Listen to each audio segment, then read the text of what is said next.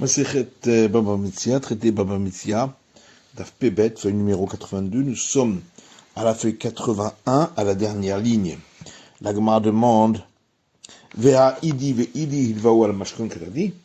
Pourtant, dans les deux enseignements, il est écrit il lui a prêté de l'argent contre un gage. Donc ça veut dire que dans les deux cas, le gage lui a été donné au moment du prêt.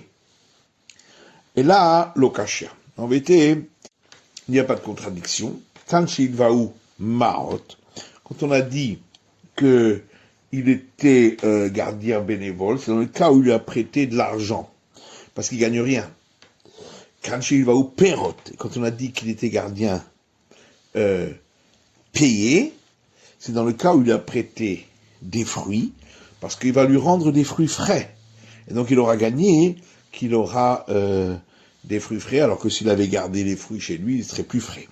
Et donc, il a gagné quelque chose.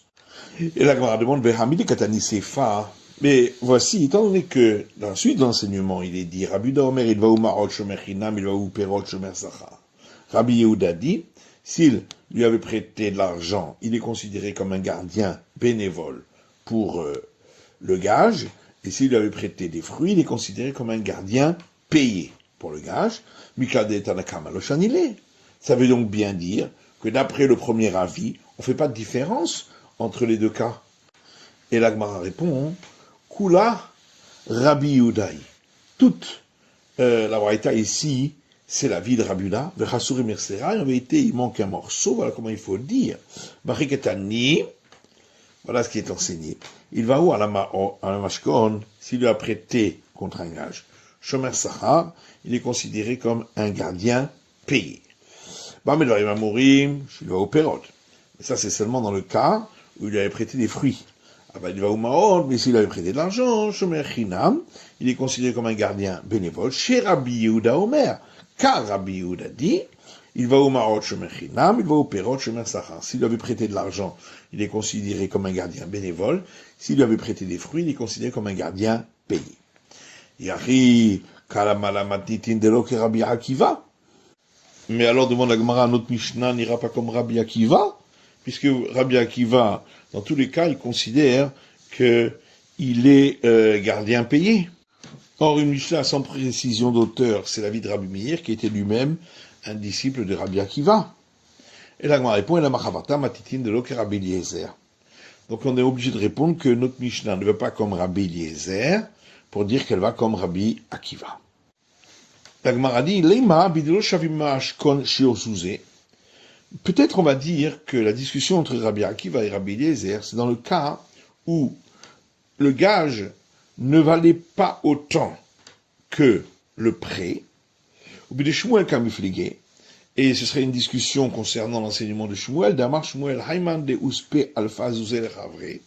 Quand Shmuel dit, si quelqu'un a prêté 1000 zouz à un autre,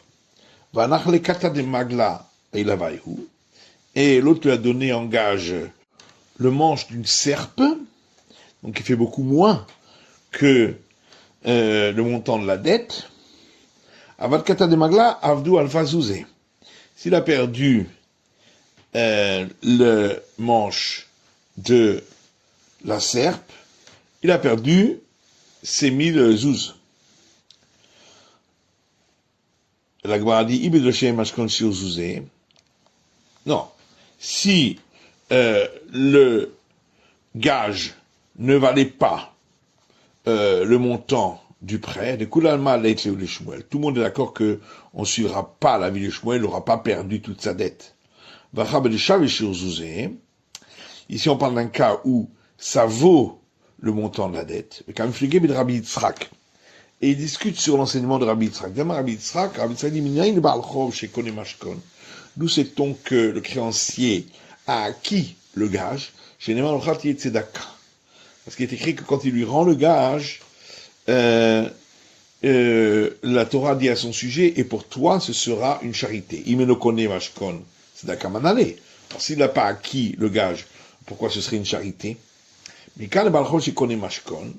de là, on voit que le créancier a acquis le gage, et donc ce serait ça l'avis de celui qui dit que il a perdu les 1000 zouz parce qu'il est responsable même lorsque c'est un cas de force majeure. Et l'Agma réplique en disant Vétisbera, est-ce que tu penses vraiment que c'est ça l'explication de cette discussion? Et Modama Rabbi Yitzhak b'mishkeno shelo b'sha'atan va'ato. Tout ce que Rabbi Yitzhak a dit, c'est uniquement dans le cas où il lui a donné le gage, pas au moment de l'emprunt, mais plus tard, au moment où il devait lui payer. Aval mishkeno b'sha'atan va'ato, mais s'il lui avait donné le gage au moment de l'emprunt, mi amar, est-ce que, dans ce cas-là, il a acquis le gage? Et là, donc il faut dire ainsi.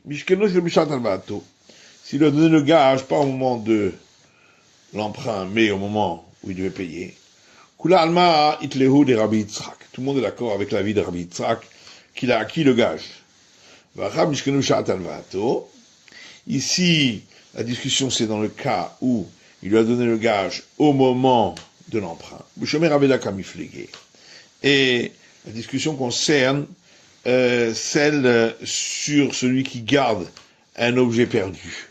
Et parce que il y a une discussion concernant celui qui garde un objet qu'il a trouvé, qui avait été perdu par un autre. Rabba Amar, que Shomer Chinam, Rabba il est considéré comme un gardien bénévole. Rabbi Yosef Amar que Shomer Sachar. Rabbi Yosef dit que il est considéré comme un gardien payé, puisque il accomplit un commandement de la Torah. Et ici aussi, en prêtant, il accomplit un commandement de la Torah. Et la Gemara dit, Leïma, est-ce qu'on va dire, Rabbi Yosef Tanaï, que la vie de Rabbi Yosef, en vérité, il est l'objet d'une discussion parmi les maîtres, donc Rabbi Akiva et Rabbi Eliezer. Non. En vérité, pour celui qui garde un objet qu'il a trouvé, d'après tout le monde, ils pourront tenir de l'enseignement de Rabbi Yosef qu'il est considéré comme un gardien payé.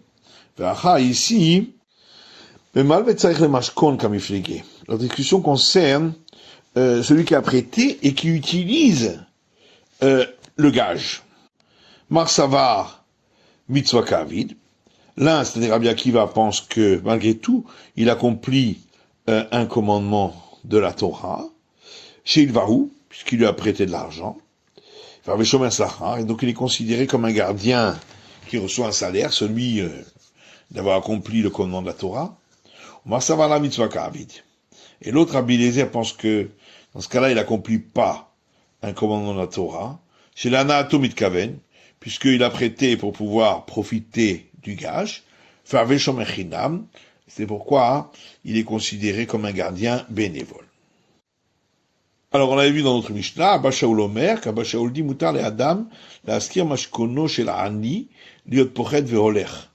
Qu'un homme a le droit de louer le gage qu'il a reçu d'un pauvre, afin de pouvoir baisser la dette que le pauvre lui doit. Afran Barami dit au nom de Shmuel qu'on suit la vie d'Abba Shaul. Ve'af Abba Shaul lo amar ela bemara ou pasal ve'kardom. Et même Rabbi Abba Shaul n'a dit que on peut louer le gage que dans le cas où il s'agit d'une pioche ou d'une plane, le cardum ou d'une hache. Parce que le profit est grand et il y a peu d'usure de l'objet.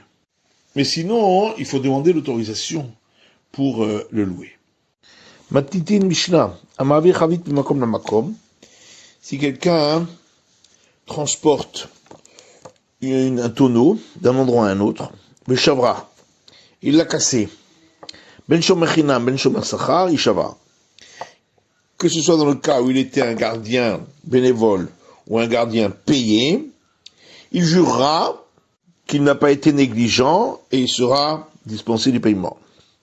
Rabbi Eliezer Omer, Rabbi Eliezer dit, Zevazei Shava, genre moi aussi j'ai entendu que l'un et l'autre jurent, mais je suis étonné, est-ce que vraiment c'est possible qu'ils puissent se disculper, et l'un et l'autre par ce serment? Gemara, Tanu Rabanan, le sage enseigne dans une braïta. Amavir Chavit le Chaverom Makom Makom, si quelqu'un déplace un tonneau pour un autre, d'un endroit à un autre, ou Shvara il a cassé, Ben Shomer Chinam, Ben Shomer Sachar, Ishava, que ce soit dans le cas où il était gardien bénévole ou gardien payé, il lui suffira de jurer qu'il n'a pas été négligent. Dit Rabbi Meir, c'est l'avis de Rabbi Meir. Rabbi Yehuda Omer, Rabbi Yehuda dit, Shomer Chinam Yishavar no Sisachar Yishalem. S'il était gardien bénévole, il lui suffira de jurer, parce qu'il ne doit payer que si il a été négligent. Mais s'il était gardien payé, alors il devra rembourser, parce que il est responsable même s'il n'a pas eu de négligence. Alors la Mishnah disait, Rabbi Eliezer Omer, Rabbi Eliezer disait, Vazei Shava. L'un et l'autre jureront, Vetamia Ani, Imecholin Vazei Shava. Et je suis étonné, est-ce que vraiment ils peuvent se disculper, et l'un et l'autre, par ce serment? Et la Gemara demande même, Rabbi Meir dit Kalaf Posheaou. Ça voudrait donc dire que d'après Rabbi Meir, lorsque il a trébuché, il n'est pas considéré comme quelqu'un qui a été négligent, et c'est pourquoi il suffira de jurer. Ve'atanya, pourtant il y a une braïta qui dit, Nishberakado velo silko, si sa cruche s'est cassée, il ne l'a pas enlevée, Nafla gamlo velo emida, si son chameau est tombé, il ne l'a pas remis debout, Rabbi Meir mechayev, Bezekan. Selon Rabbi Meir, il est responsable des dommages que ça pourrait causer. Les sages disent qu'il est dispensé par la justice humaine et il ne devra payer que par la justice divine. Et nous avons appris que de médical poché impliqué, que la discussion est de savoir est-ce que lorsqu'il a trébuché, il est considéré comme étant négligent ou bien c'est pas considéré comme une négligence. Donc on voit que d'après Rabbi Meir, c'est une négligence. Amar Rabbi Elazar, Tavram, Shanazou, Shanazou. Et Rabbi Elazar dit effectivement, il faut dire que celui qui a enseigné notre enseignement à nous, au nom de Rabbi Meir, ce n'est pas le même qui a enseigné l'autre enseignement au nom de Rabbi Meir. Et que chez nous, Rabbi Meir considère que trébucher n'est pas une négligence. Rabbi Yehuda, Rabbi Yehuda lui dit, Shomer Chinam Yishavar, no Sesachar Yishalem, que s'il était gardien bénévole, il devra jurer, qu'il n'a pas fait négligence, mais s'il était gardien payé, il devra rembourser parce que il a plus de responsabilités. Haïkidine, Vehaïkidine, donc chacun suivant les responsabilités qu'il a. Vata Rabbi Eliezer, et Rabbi Eliezer lui dit, In Gemara, que Rabbi Meir, c'est vrai que on a appris par tradition, comme l'avis de Rabbi Meir, que les deux sont dispensés en jurant qu'ils n'ont pas été négligents, ou mieux cependant, il me semble étonnant que les deux puissent se rendre quitte en jurant. Car effectivement, le gardien bénévole, lui, peut jurer qu'il n'a pas été négligent, et la mais celui qui garde en étant payé, pourquoi pourrait-il se suffire du serment qu'il n'a pas charnami chez nous, même s'il n'a pas été négligent, il doit quand même payer. Et même dans le cas du gardien bénévole, ça va encore s'il s'agissait d'une pente. Donc effectivement, il n'y a pas une négligence. C'est l'obicomadron, mais s'il s'agissait pas d'une pente, est-ce que vraiment il suffit de jurer qu'il n'a pas été négligent? Ça s'appelle de toute façon une négligence. C'est la fin de l'étude du DAF Pébet de la feuille numéro 82.